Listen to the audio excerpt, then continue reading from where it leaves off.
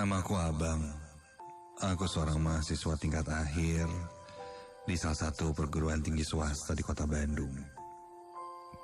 Malam hari ini, aku akan menceritakan pengalaman seramku ketika bertemu makhluk halus saat melewati salah satu rumah di sekitaran Binong, Kiara Condong. Dan cerita ini terjadi kurang lebih beberapa bulan yang lalu. Aku ingat sekali, siang itu hari Kamis, aku diberi kabar oleh pacarku bahwa hari itu dia akan pergi ke rumah temannya untuk memberikan kado karena temannya sedang berulang tahun. Pacarku memberitahu bahwa dia akan pergi ke rumah temannya itu pada malam hari, sekitar jam 7 malam. Rumah pacarku berada di sekitaran daerah Andir, sedangkan rumah temannya berada di sekitaran Binong, dan rumahku berada di daerah Cicahem. Ya, lumayan jauh sih dan harus bolak-balik juga.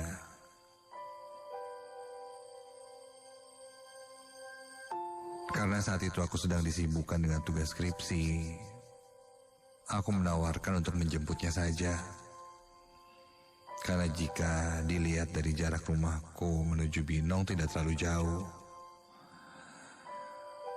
Jadi selesai acara, aku akan menjemput pacarku di rumah temannya itu. Dan dia pun setuju.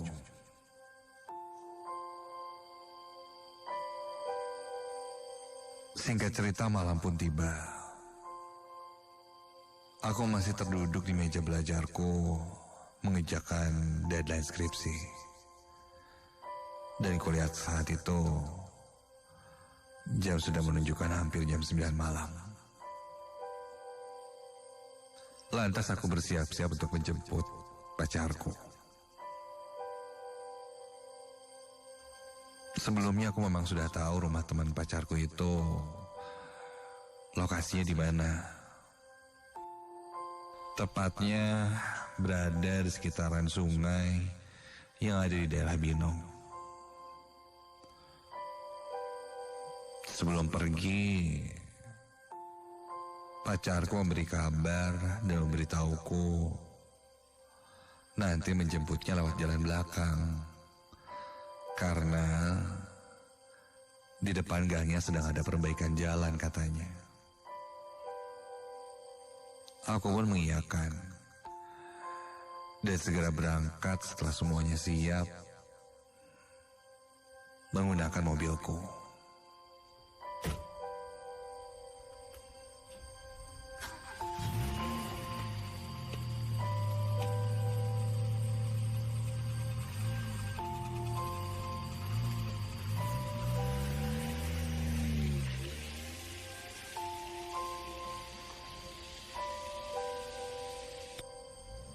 Tak lama kemudian, sampailah aku di sekitaran daerah rumah teman pacarku itu. Aku menggunakan mobil saat itu karena melihat cuaca sepertinya akan hujan. Sesampainya daerah sana, kuparkirkan mobilku di dekat pos ronda yang tak jauh dari rumah teman pacarku itu.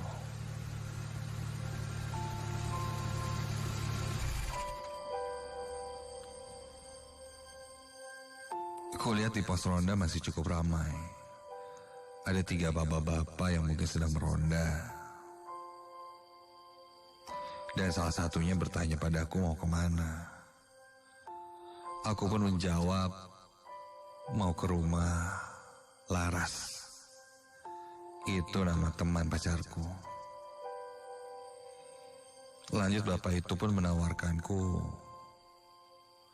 apa mau diantar menuju rumah Laras. Aku lalu menolaknya, takut merepotkan. Gak usah pak, saya bisa sendiri kok, udah hafal. Makasih ya pak. Oh ya, paling nitip mobil aja pak, parkir di situ. Makasih pak. Aku lanjut berjalan ke rumah Laras, teman pacarku itu. Menuju ke rumah Laras, memang harus masuk ke gang yang tidak terlalu besar.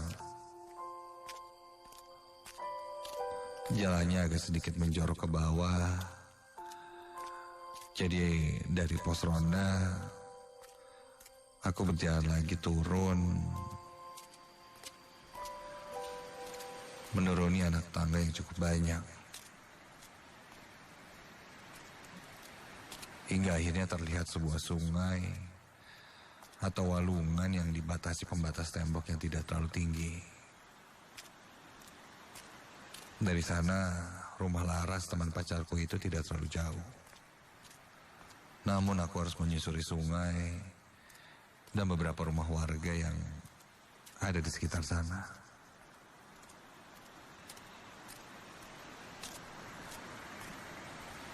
Ketika masuk ke sana,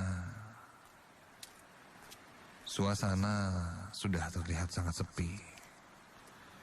Tidak terlihat satu orang pun yang berada di luar. Ya mungkin sudah malam juga pikirku. Jadi orang-orang sudah berada di rumahnya masing-masing. Kulewati satu persatu rumah yang ada di sana. Sampai ketika melewati pemukiman warga yang lumayan padat dekat sungai itu, aku melewati salah satu rumah yang cukup menarik perhatianku. Rumah itu tidak terlalu besar, namun memiliki 2 tingkat.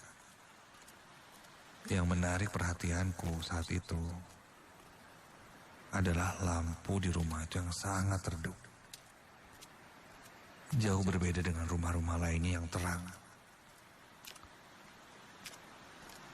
Hanya rumah itu yang menggunakan lampu kuning dengan watt kecil. Padahal rumahnya berlantai 2. Dalam hati aku sempat berpikir,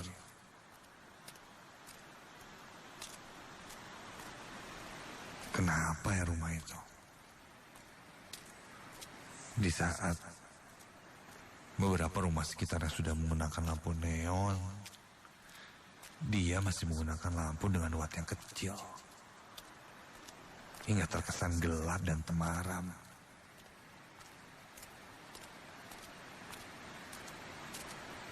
Udah 2020 masih ada aja yang pakai lampu kayak gitu.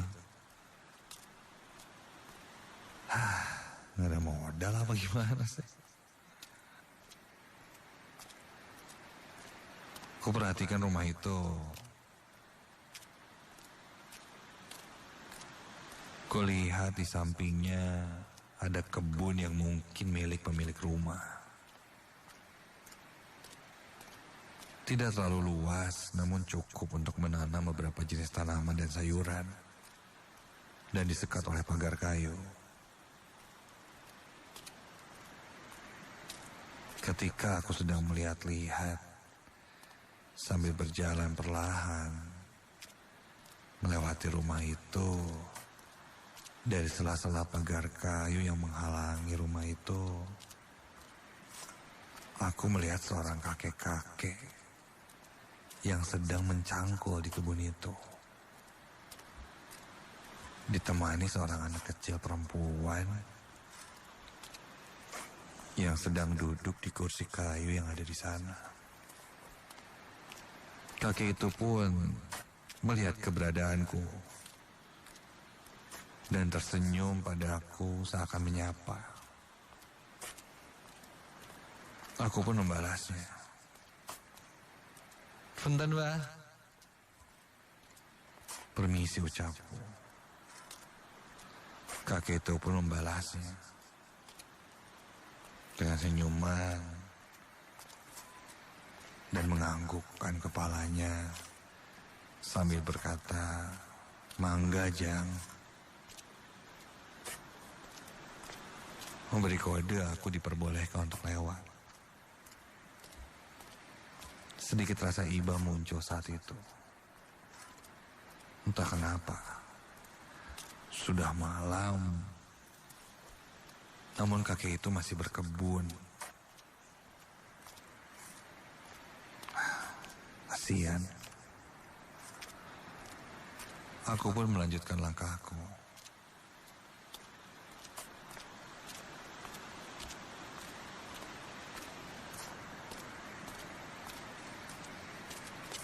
Dan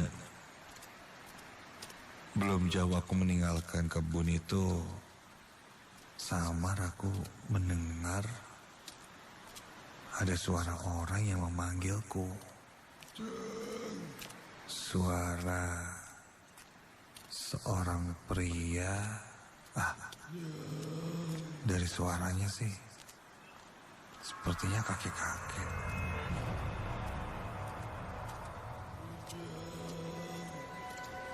Apa kakek yang tadi ya yang memanggil aku? Gitu pikirku dalam hati.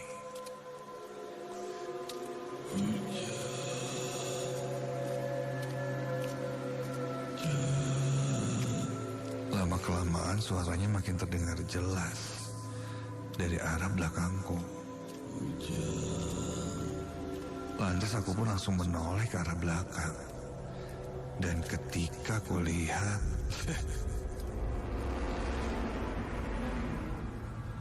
kakek itu terlihat memanggil-manggilku sambil memberikan isyarat tangan padaku. Dia melambai-lambaikan tangannya seakan-akan menyuruhku untuk mendekat, menghampirinya.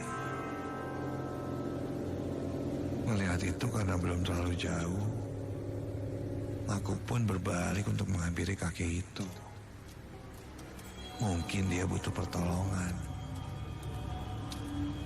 Dan ketika aku masuk ke dalam kebun itu,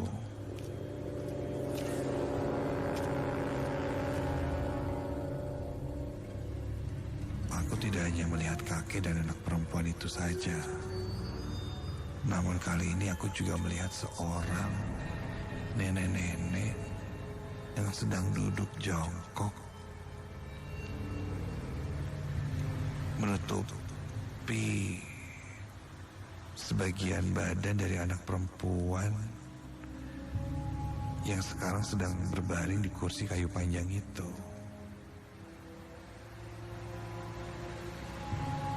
Mungkin istri dari kakek yang memanggilku.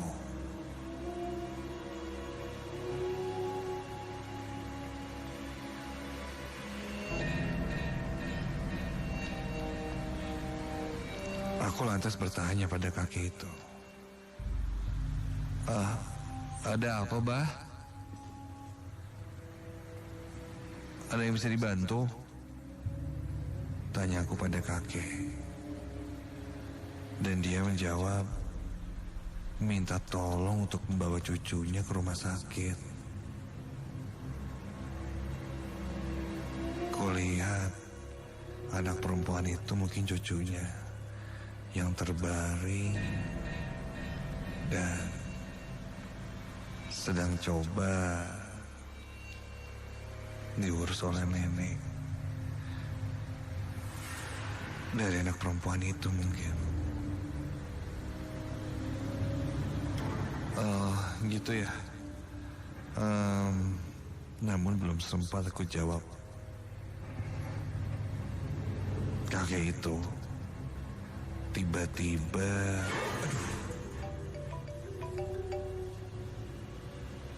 ada yang menelponku. Ternyata itu telepon dari pacarku. Bentar ya, Bah. Ada telepon dulu, bentar. Tunggu ya. Refleks aku pun minta izin untuk mengangkat teleponnya sambil memberitahu pacarku bahwa ada yang meminta bantuan. untuk diantarkan ke rumah sakit.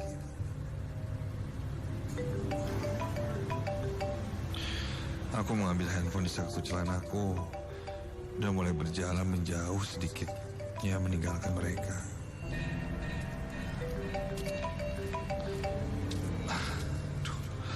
Ya, halo Yan. Jelas pacarku bertanya padaku di mana, dengan nada yang sedikit sinis karena mungkin dia sudah menunggu cukup lama. Ini udah nyampe sih, lagi jalan ke rumah Laras. Tapi ini di tengah jalan ada kakek-kakek yang di rumahnya ada kebun itu minta tolong cucunya diantar ke rumah sakit. Soalnya sakit yang katanya. Halo?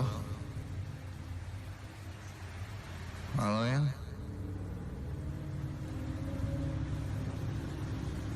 Sempat tidak ada jawaban dari pacarku. Sampai teleponnya diambil alih oleh Laras yang bilang di sekitaran daerah rumahnya tidak ada kakek-kakek yang tinggal.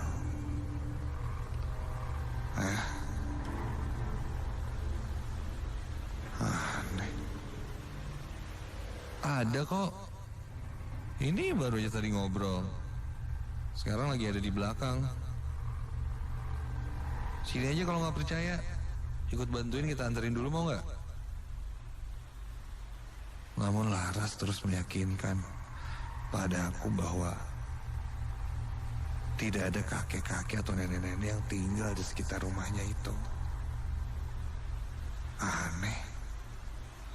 Refleks aku pun langsung menengok ke arah kakek tadi.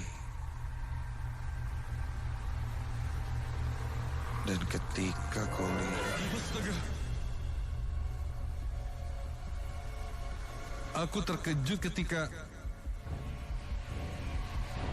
aku berbalik, kulihat anak kecil yang tadi duduk di kursi itu tiba-tiba berlari dan meloncat ke arah sungai. Hai! Refleks aku pun langsung berlari dan mengecek ke arah sungai itu. Sangat jelas sekali terlihat anak kecil yang tadi kulihat tiba-tiba melompat ke arah sungai. Ketika aku cari ke arah sungai, aku tidak bisa melihatnya dengan jelas. Karena kondisi malam itu sudah gelap dan kurang penerangan. Tolong! Tolong! Aku terus berteriak minta tolong. Aku pun berlari kembali menghampiri kakek itu. Dia terlihat tertunduk, lesu mempelanggagiku. Seperti dia sedang menangis. Bah, itu kenapa, Bah? Kakek itu terus menangis sambil meminta tolong kepadaku.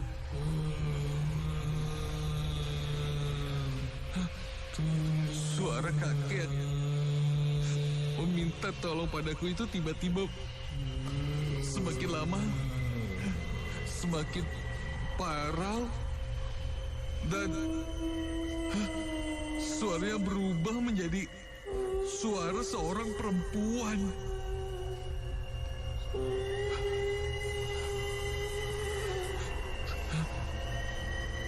Dan ketika aku berkedip,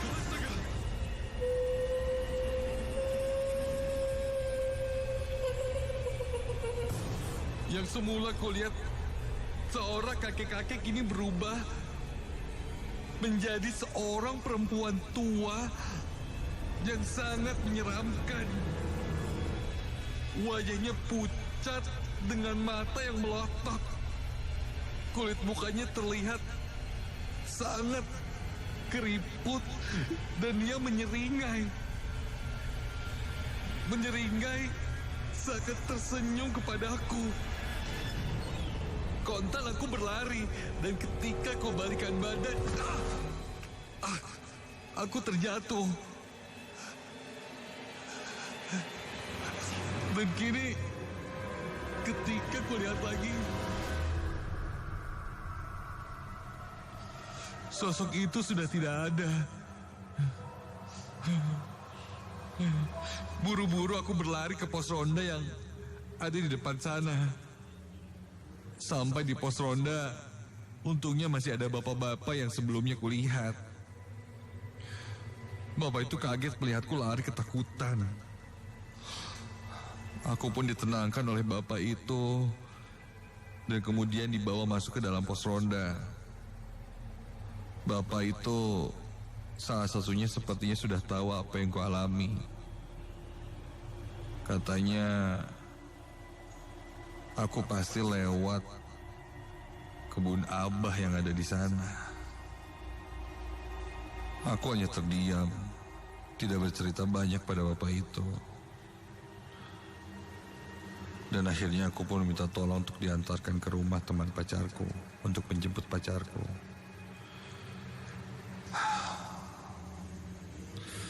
Dan syukurlah bapak itu mau mengantarku.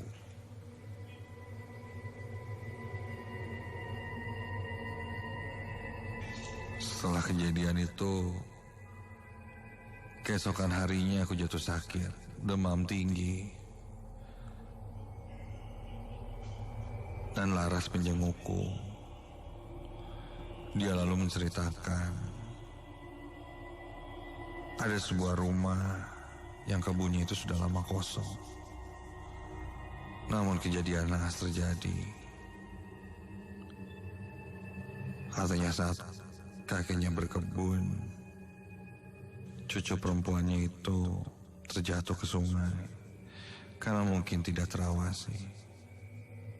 Melihat cucunya terjatuh, kakek dan nenek itu berteriak histeris dan mengalami syok dan trauma yang berat karena kehilangan cucunya. Konon, katanya mereka diketahui meninggal di atas tempat tidurnya sambil memegang foto cucunya itu.